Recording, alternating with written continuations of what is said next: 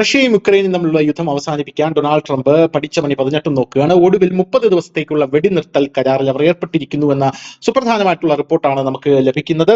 റഷ്യയും യുക്രൈനും തമ്മിൽ 30 ദിവസത്തേക്ക് പരിമിതമായിട്ടുള്ള വെടിനിർത്തലാണ് ഇപ്പോൾ നടപ്പാക്കിയിരിക്കുന്നത്. ട്രംപുമായുള്ള ഫോൺ സംഭാഷണത്തിന് ശേഷം 30 ദിവസത്തേക്ക് യുക്രൈന്റെ ഊർജ്ജ സൗകര്യങ്ങൾ ആക്രമിക്കില്ലെന്ന് പ്രസിഡന്റ് വ്ളാദിമിർ പുടിൻ സമ്മതിച്ചതായി റഷ്യ പ്രസ്താവനയിൽ പറഞ്ഞു. എന്നിരുന്നാലും ഈ യുദ്ധം പൂർണ്ണമായും അവസാനിപ്പിക്കുന്നതിന് റഷ്യ യുക്രൈന് മുന്നിൽ 5 വ്യവസ്ഥകളാണ് വച്ചിട്ടുള്ളത്. ഈ 5 വ്യവസ്ഥകൾ നിങ്ങൾ സമ്മതിച്ചാൽ മാത്രമേ യുദ്ധം പൂർണ്ണമായിട്ടും അവസാനിപ്പിക്കുകയുള്ളൂ എന്നാണ് റഷ്യ പറഞ്ഞിരിക്കുന്നത്. എന്തായാലും ഈ ഫോൺ സംഭാഷണവുമായി ബന്ധപ്പെട്ട്, അതായത് ഡൊണാൾഡ് ട്രംപ് പുടിനെ വിളിച്ച ഫോൺ സംഭാഷണവുമായി ബന്ധപ്പെട്ട് വേറെ ചില വിവാദങ്ങൾ ഇപ്പോൾ ഉയർന്നു വന്നിട്ടുണ്ട്.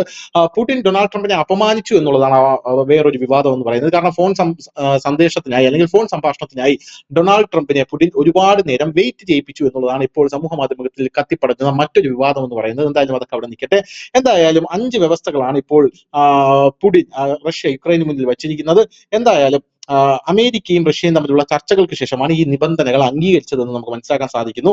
എന്തായാലും ഈ നിബന്ധനകൾ പ്രകാരം വെടിനിർത്തൽ ഫലപ്രദമാക്കുന്നതിനും സമാധാന പ്രക്രിയ ശക്തിപ്പെടുത്തുന്നതിനും നിരവധി പ്രധാന തീരുമാനങ്ങളും എടുത്തിട്ടുണ്ട് എന്നാണ് ഇപ്പോൾ നമുക്ക് മനസ്സിലാക്കാൻ സാധിക്കുന്നത്.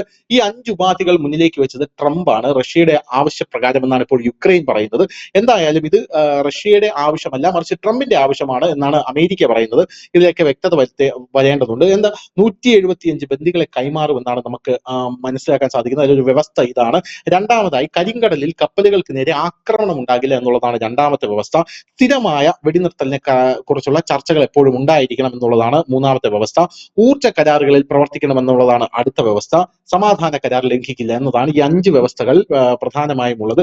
എന്തായാലും റഷ്യയ്ക്കും യുക്രൈനും ഇടയിൽ കരിങ്കടലിൽ നിലനിൽക്കുന്ന സംഘർഷം കുറയ്ക്കുന്നതിനുള്ള ഒരു സുപ്രധാന തീരുമാനമായിട്ട് ഇതിലെ രണ്ടാമത്തെ വ്യവസ്ഥയെ കണക്കാക്കപ്പെടുന്നു.